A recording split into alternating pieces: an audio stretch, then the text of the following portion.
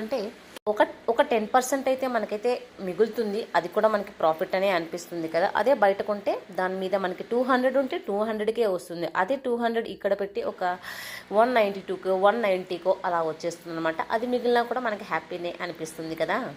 So మెయిన్గా డీమార్ట్లో కొనేటప్పుడు check చేసుకోవాల్సింది, ఇక్కడనే కాదు ఎక్కడైనా కొనేటప్పుడు చెక్ చేసుకోవాల్సింది ఎక్స్పైరీ డేట్ ఎంత ఉంది, ఏం లేదు. పాల ప్యాకెట్ల మీద కూడా అలాగే చెక్ చేసుకోవాలి. A to Z మనం మాల్స్లో కొనేటప్పుడు ఎక్స్పైరీ డేట్ కంపల్సరీ చెక్ చేసుకోవడం వల్ల మనకే యూజ్ ఉంటుంది. ఇలా అన్ని రేట్లు నేను చూపిస్తున్నాను క్లియర్గా. దేవునికి సంబంధించిన ఆయిల్స్, అలాగే వంటకు సంబంధించిన ఆయిల్స్ చూస్తున్నారా. అక్కడ ఆయిల్ 620 ఉంది, కానీ మనకి వాడు 520కే ఇస్తున్నాడు.